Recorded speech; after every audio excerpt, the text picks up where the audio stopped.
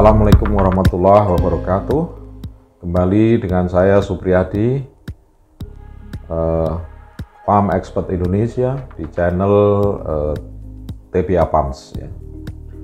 Pada kesempatan kali ini saya akan mengulas mengenai instalasi pompa centrifugal fire pumps menurut standar NFPA 20 dan WLFM ya. Berikut ini saya tunjukkan bukunya ya, jadi seperti ini buku NFPA 20 ya. Oke, yang kita bahas nanti dasarnya adalah itu ya. Berikutnya saya akan masuk di di presentasinya ya. Yang pertama-tama kita jelaskan mengenai istilahnya dulu ya, definisi. Baik, di NFPA 20 di Pasal 3.2.1 di sana disebutkan mengenai authority having jurisdiction. Ini adalah lembaga atau badan atau bahkan bisa juga perorangan ya, yang memberikan approve terhadap material, terhadap sistem instalasi, fabrikasi, testing, proses produksi dan sebagainya di suatu unit atau suatu produk WLFM. Kemudian istilah approve ini ada di dalam Appendix A 3.2.1 di National Fire Protection ini menyatakan bahwa badan NFPA 20 ini atau NFPA ini tidak memberikan approval. Jadi tidak ada approval ataupun sertifikasi yang datang dari NFPA. Sedangkan semua itu akan dilakukan oleh authority having jurisdiction.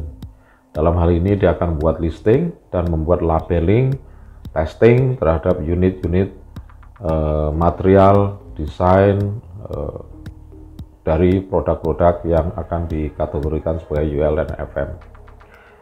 Oke, lanjut. Ini sudah saya rasa sudah umum ya. Di antara kita juga sudah paham ya.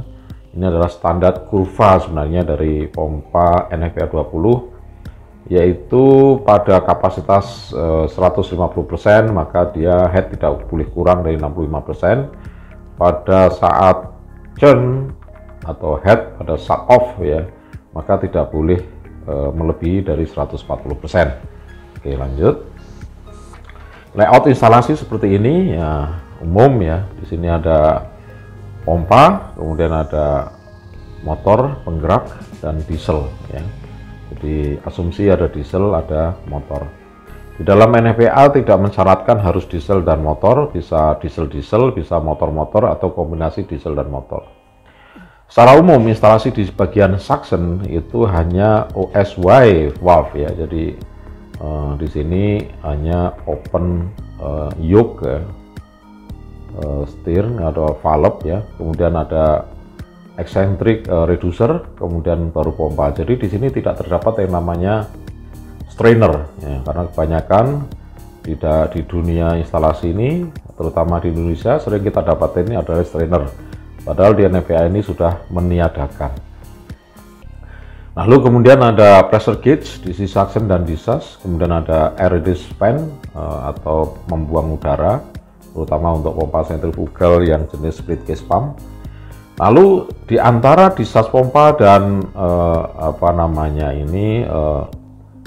mungkin kita bisa masuk ke check valve ya. Di check valve itu ada T yang mengarah kepada pressure relief valve. Jadi terutama kenapa ada pressure relief valve? Ini diperuntukkan bagi yang engine terutama, karena engine ini sering jadi overspeed ya. Ketika overspeed, RPM tinggi, pressure akan melebihi dari standar dan ini membahayakan. Pressure relief valve ini sebagai pengaman dan dilengkapi oleh semacam waste cone atau semacam jalur pipa buang yang ada kacanya ini untuk supaya bisa dilihat aliran airnya ya. Setelah itu, setelah check valve, kita temukan adanya T yang terbagi ke arah 3 tempat, satu ke pilar hidran, kemudian ada juga yang ke flow meter ya. Ini biasanya kembali ke sisi sisi hisap ya. Dan selanjutnya adalah ke sprinkle, ke sistem. Contohnya adalah gambar ini ya. Jadi kalau kita lihat di gambar ini, ya di sini hanya ada OSY valve, gate valve ya. Selanjutnya di sini hanya ada flexible joint dan dilanjutkan ke pompa. Pompa ada air release fan, kemudian di waste cone dibuang ya, pipa buang. Sisi discharge secara normal ya. Di sini antara discharge pompa dan check valve ada yang namanya pressure relief valve ya, karena ini engine ya. Juga di sisi yang kiri ini kita lihat di electrical. Kalau di electrical setelah pompa ya, di sini ada OSY valve. Di sini tidak ada pressure relief valve, tidak ada karena ini elektrik ya. Dan ini langsung terbagi ke flow meter dan juga distribusi pipa ya, bypass ya, dan kemudian ke jaringan sistem. Lanjut kita lihat sumber air sekarang.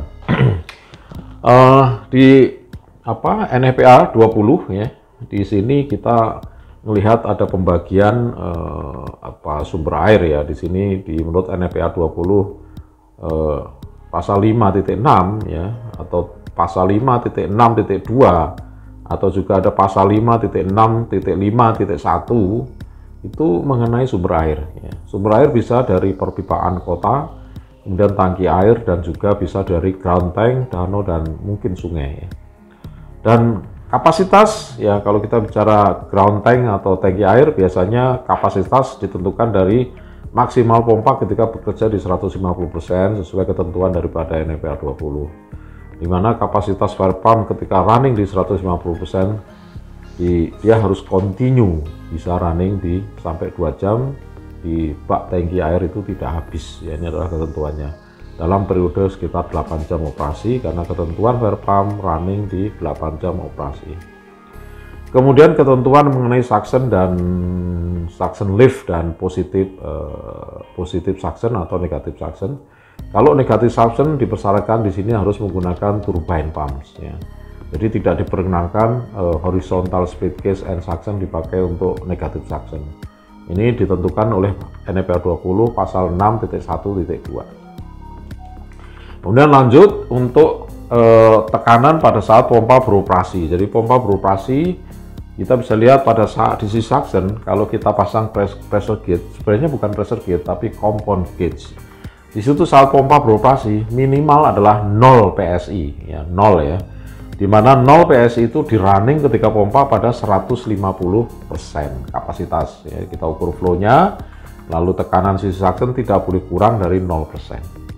Sedangkan ketika suction negatif atau negatif suction, ketika pompa running maka pressure tidak boleh kurang dari minus 3 PSI, dan ini ditentukan oleh NFPA 20 pasal 5.14.3. Kemudian kita lihat lagi di NFPA pasal 5.6.5 mengenai suction head ya, atau suction pressure. Suction pressure yang tersedia dari sumber air harus mencukupi untuk flow 150% pada rated capacity pompa pemadam kebakaran tersebut. Ini sudah ada di situ. Kemudian masuk ke engine, driver ya, atau penggerak engine. Di dalam penggerak engine kita paham ya, standar yang dipakai adalah SAE standar, di mana pada kondisi 25 derajat Celcius dengan ketinggian kurang lebih 91 meter di atas permukaan laut, maka engine atau mesin harus memiliki standby power atau cadangan power kira-kira 10% sekurang-kurangnya ya, 10% ya. Itu ditentukan oleh UL dan FM. Kemudian D-rate atau penurunan power disebabkan karena ketinggian per 300 meter adalah 3%, sedangkan D-rate untuk temperatur kenaikan temperatur, setiap kenaikan temperatur 5,6 derajat Celcius maka D-rate yang diperbolehkan adalah 1%. Ini adalah ketentuan daripada engine yang dipakai di firefighting ULFM maupun NFPA 20. Peletakan tangki dan ukuran tangki. Nah, di sini di pasal 11.4.1.3 kita melihat bahwa tangki suplai bahan bakar harus berukuran paling tidak 1 galon untuk 1 HP, atau kita ekuivalenkan dengan 5,07 liter untuk setiap 1 kW. Nah, harus ada plus kira-kira 10% terbagi 2, 5% untuk udara dan 5% untuk residu atau limbahnya. Oleh karena itu dari instalasi ini kita bisa lihat ini ada 5%, ini residu dan 5% udara. Dan ini harus ke peletakannya tinggi daripada tangki ke dasar ini harus paling tidak setinggi ini. Ini adalah garis center line daripada engine. Center line itu letaknya ada posisi di sekitar manifold ya, di sini sebagai center line-nya ya. Jadi ini adalah ketentuannya. Di sini ada 2 pipa supply dan pipa return ya. Pipa return di atas, supply di bawah ya, secara umum begitu. Oke. Lanjut. Kemudian di NFPA 20 pada pasal 5 12.1.1 bahwa unit pemadam kebakaran secara spesifik atau secara khusus harus dibatasi atau dilindungi oleh batu tahan api atau semacam material yang tidak terbakar. Karena bagaimanapun juga di area ruangan pump room-nya ini ada mengandung bahan bakar yang mudah kebakar juga, sehingga kebutuhan menggunakan ruangan yang tahan kebakaran itu penting. Demikian juga kebutuhan ini biasanya juga dilengkapi dengan sprinkle di atas ruangan itu. Lanjut. Oke. Kemudian kita lihat di di panel ya. Di panel sistem ini adalah full services electric fire pump control. Jadi di elektrik ini kita lihat ada handle ini ya. Ini adalah handle emergency ya, ada 2 ya. Kemudian juga ada on off di sini ya, on ya. Di sini on, sorry ini on aja karena off-nya adalah manual ya, secara manual. Kemudian seluruh ampere, volt itu bisa juga dalam bentuk digital ya, display di sini ya. Ini adalah contohnya dari firefighting. Kemudian ini ada pipa masuk ya, di dalamnya ini adalah pressure switch atau pressure transmitter, transducer itu ada di sini ya. Itu kira-kira ya. Ini disconnect switch 1, switch breaker, manual start dan stop button, kemudian ada emergency manual operator ya. Jadi kalau kita lihat dalamnya, di sini ada 2 emergency ya. Di sini ini adalah di main powernya atau MCCB-nya. Kalau kita angkat, ini akan dipaksa oleh ada semacam bar atau semacam alat untuk menekan kontaktor ini atau MCCB itu untuk on. Demikian juga di setiap ini juga bisa dilengkapi dengan emergency-nya juga ya, ini secara umum. Dan lanjut ya. Di sisi pompa di sini harus menggunakan gland packing ya. Ini ada gland packing di mana di sini ada pipa yang secara kontinu memberikan pelumasan terhadap lilitan gland packing ini ya.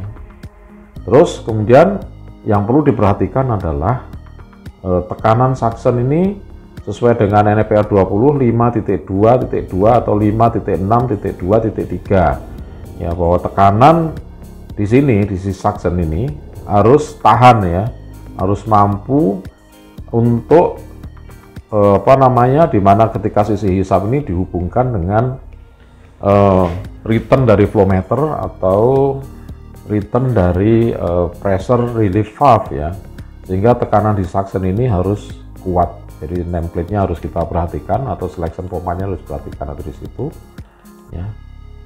Nah, yang saya maksud adalah ini maksimum suction contohnya 90 psi gitu ya. Jadi kita harus pastikan tekanan returnnya ini. Ini ada tipenya ya. Ya ini perhatikan ya. Oke. Lanjut, di sini kita lihat lagi. Ya ini ya. Oke, kemudian kita masuk ke sistem pendinginan ya, atau recirculation cooling system di engine ya, terutama yang di engine. Nah, ini biasanya dipasang pressure relief valve. Kenapa ini pasang pressure valve di sini? Ya, ini untuk mengamankan ketika over pressure engine run terlalu kencang ya. Ketika engine running terlalu overspeed ya, sehingga pressure akan masuk ke sini ya, dan ini akan mengamankan ya, itu caranya. Oke, hal ini dilakukan ya untuk ukuran size kira-kira sampai 2500 GPM dari tetramnya ya. Dan lanjut kita bisa lihat di sini. Nah, penggunaan flow meter ya. Flow meter yang digunakan di sistem seperti ini, flow meternya adalah menggunakan Venturi sistem, di mana mengukur pressure, delta pressure ini yang di-convert ke GPM ya.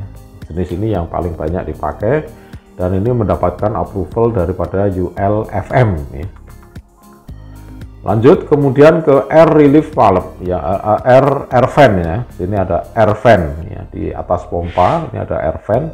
Ini menurut NFPA 20 6.3.3 ya. Di sini ada ketentuan terhadap penggunaan air fan dan ukurannya. Air fan ini penting sekali ya, ketika pompa running nanti udara yang terjebak di sisi casing di atas pompa ini akan rilis terbuang ya. Oke, lanjut kemudian penggunaan kopling sekarang ya. Flexible coupling menurut ketentuan NFPA 20 pasal 6.5.1.2 ya, bahwa flexible coupling atau flexible connection shaft harus mendapatkan listed UL atau FM dan terpasang sesuai petunjuk yang diberikan oleh UL dan FM. Nah, bagaimana dengan kopling seperti ini ya? Kopling yang menggunakan drive shaft seperti ini lebih dianjurkan ya. Ini lebih dianjurkan di UL-FM karena kebanyakan daripada standar UL-FM bahkan menggunakan kopling jenis seperti ini. Lanjut, bagaimana penggunaan kopling dengan elastomer kopling, dengan rubber kopling, rubber tire kopling contohnya ya. Ini ada beberapa pengecualian ya. Di buletin 91.9 ini, di IRI buletin ini menyatakan bahwa penggunaan elastomer kopling ini dimungkinkan oleh UL dan FM ya, jenis yang seperti ini ya. Kemudian instalasi. Penggunaan instalasi di pompa ini harus mengacu pada size pipa pada NFPA 20 pasal 5 14.3.4 ya. Dimana di pasal ini disebutkan bahwa suction piping harus menggunakan eksentrik ya, eksentrik. Sedangkan ini dengan belokan ini tidak boleh menggunakan belokan langsung, tapi harus menggunakan 90 derajat, kemudian ada 10 kali diameter sebelum ketemu OSY gate valve ya. Oke, lanjut. Ukuran daripada standar yang diberikan oleh NFPA 20 yaitu diberikan di tabel 5.25 di dalam buku NFPA 20. Ini sangat jelas sekali ya, silahkan dibaca. Dari mulai 25 GPM sampai 5000 GPM ya. Di sini ada suction, ada discharge pipe diameter juga. Perhatikan, seringkali instalasi ini tidak diindahkan ya. Kadang-kadang contohnya saya ketemu ya kayak 1000 GPM atau 1250 GPM. Ya, pompanya sih kadang-kadang memang benar 8 in suctionnya. Discharge-nya ya ternyata 6 in, maka harus dibesarkan diameternya menjadi lebih besar. Itu adalah standarnya.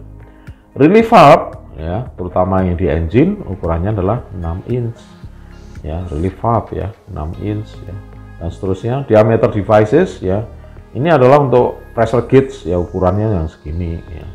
Berapa jumlah daripada hose atau valve atau pilar hidran yang bisa dirunningkan untuk 6 inch, kira-kira 6 pilar hidran untuk 2,5 in. Dan juga ini contohnya hose headernya mesti berapa, yaitu 8 inch ya. Jadi mengukur atau menentukan besaran pompa bisa menggunakan tabel ini ya, karena tabel ini sudah di summarize-kan atau dirumuskan oleh NFPA 20. Lanjut, ini ada beberapa contoh ya.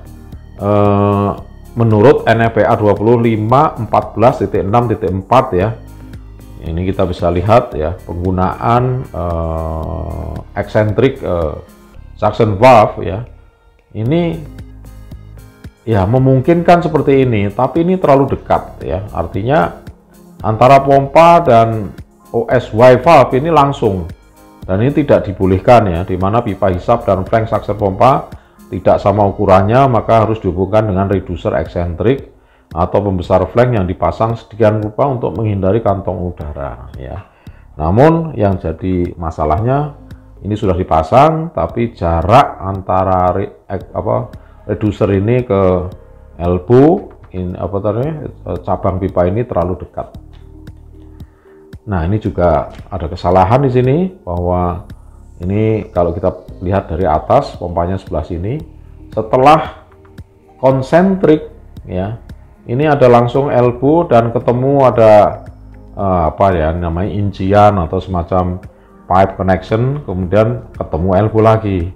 Nah, ini suatu kesalahan instalasi yang tidak diperkenalkan oleh NEPA, di mana elbow dan T seperti gambar pada horizontal split pump tersebut tidak sesuai dengan NEPA 20 pasal 5.14.6.3.1 ya. Lanjut, kemudian kita lihat nah ini contohnya ya. Kita lihat ini ada ada OSY valve ya ke disas pompa memiliki jarak yang memungkinkan ya, bisa 7 kali diameter, bisa 10 kali diameter. Jadi ini bagus ya, seperti ini ya. Oke, lanjut. Nah, ini juga disebutkan di sini pipa suction yang panjang ya pada pipa horizontal setelah 90 derajat elbow setidaknya memiliki 10 kali diameter tersebut di dalam NEPA 20 pasal 5.14.6.3.2 ya.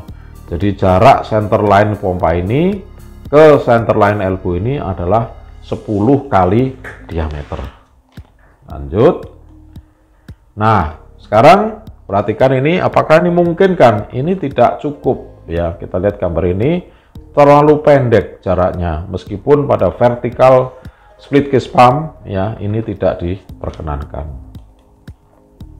karena jaraknya ya seperti tadi di pasal 5.14.6.3.1 ya, dan ilustrasinya ada di gambar sini. Nah, bagaimana dengan kondisi ini? Kondisi ini adalah 7 kali diameter ya, 7 kali diameter boleh nggak?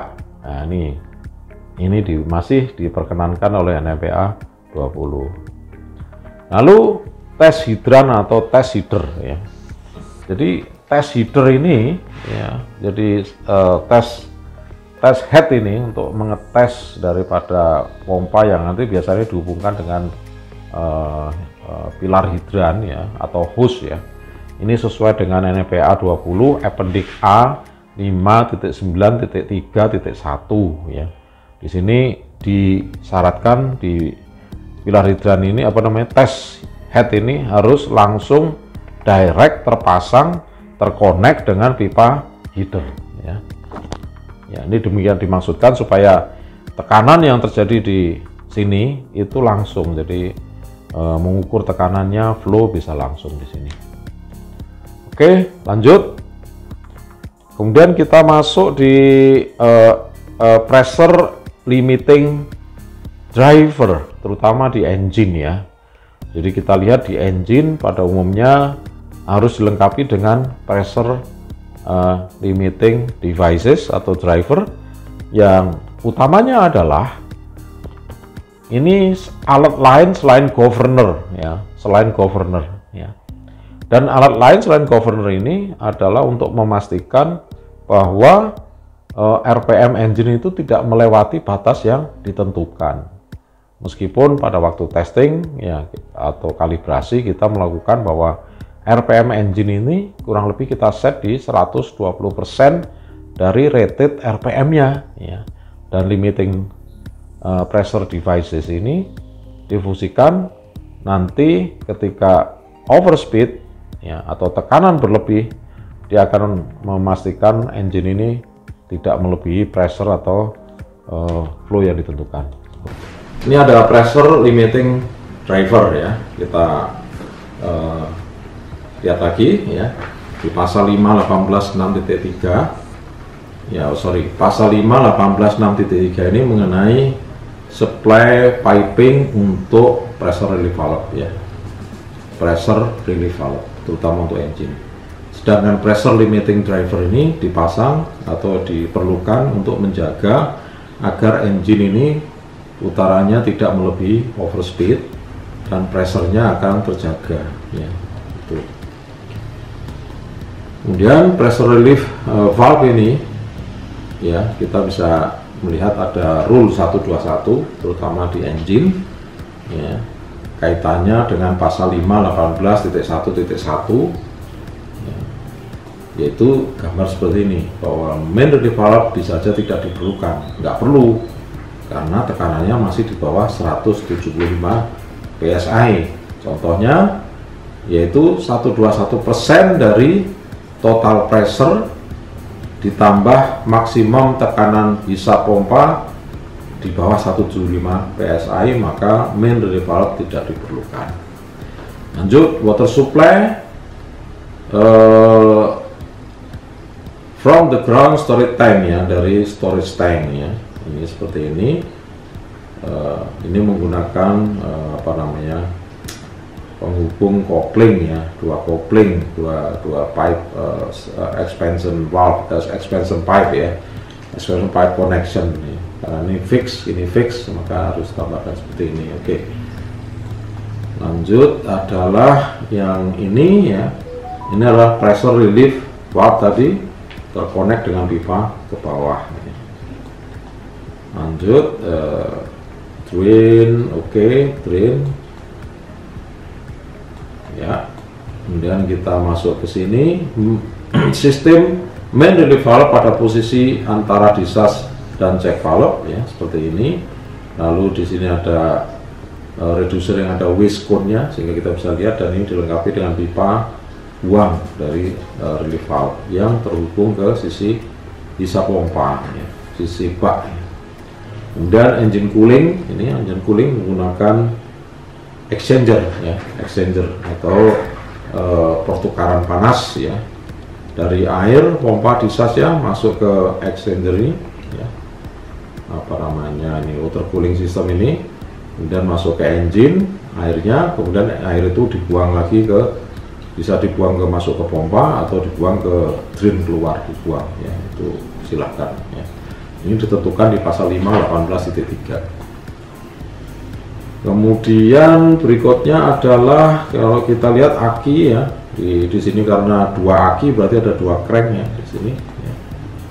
Nanti kita bahas ya. Kemudian kalau kita lihat ini sistem device exchanger ini di setiap apa namanya strainer ini memang dipasang semacam ini ya, ada pipa gitu ya, ada valve-nya. Ini dalam rangka kalau kita mau bersihin tinggal buka aja ya. Di sini ada normalnya, ini emergensinya menggunakan yang atas, jadi yang bawah ini normalnya open, yang ke atas ini normalnya close ya, seperti itu. Kemudian pipa buang air pendingin ya, pipa buangan tadi dari air dari discharge pompa masuk ke engine untuk pendinginan, itu airnya akan kebuang melalui pipa buang ini.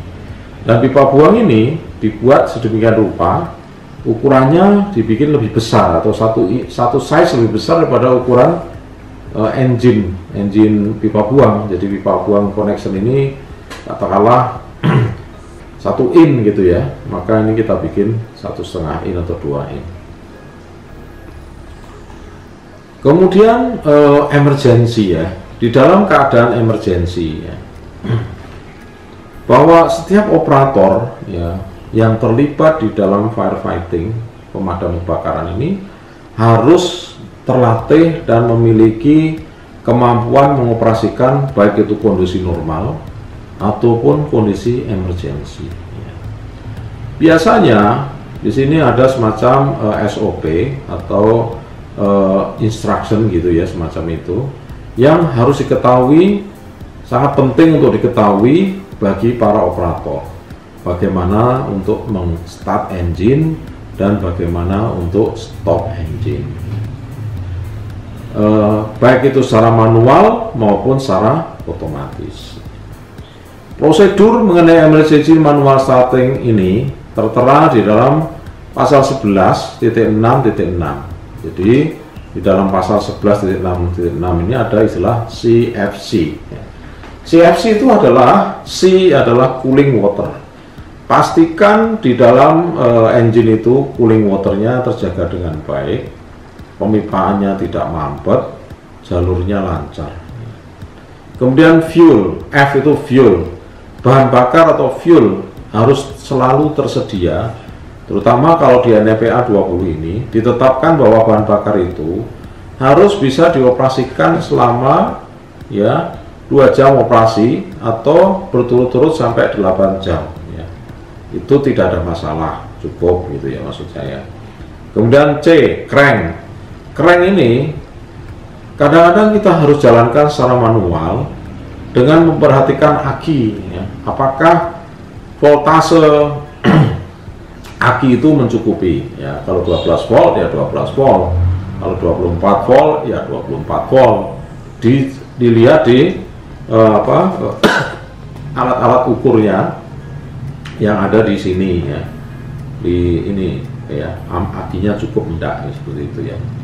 Pastikan posisi di mana overspeed reset berada Pak. Untuk setiap mesin ada kemungkinan posisinya berbeda.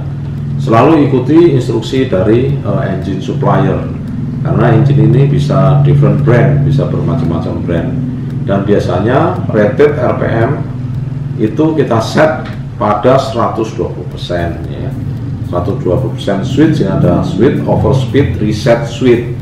Ini di local panelnya itu sudah dilengkapi seperti itu. Local overspeed, baik itu engine beberapa yang sudah certified ULFM, antara lain Flux, kemudian Caterpillar dan lain-lain sudah dilengkapi seperti itu, ataupun Cummins ya. Nah, kita lihat di sini adalah panel daripada engine ya. Di sini ada fungsi-fungsinya. Di sini ada on ya, fungsi on. Lalu di sini ada RPM ya. Lalu di sini ada oli, tekanan oli. Kemudian ada baterai, ada 2, karena baterainya memang ada 2 crank ya, berarti 2 baterai atau 2 aki, dan temperatur daripada engine. Jadi ini harus diperhatikan sih memang. Yang tadi itu CFC ya, kita memang memperhatikan coolingnya, temperaturnya, kita memperhatikan fuelnya, bahan bakar, dan kita memperhatikan juga cranknya ya. Crank itu berarti akinya ini siap atau enggak ya. Selalu itu diperhatikan sebagai standar operating procedure secara manual. Nah, ini juga ada crank. Ada 2 crank. Crank ini bisa kita start satu gitu ya. Ketika baterai mencukupi, maka 1 cukup. Tapi kalau baterainya memang agak lemah, kita coba yang kedua.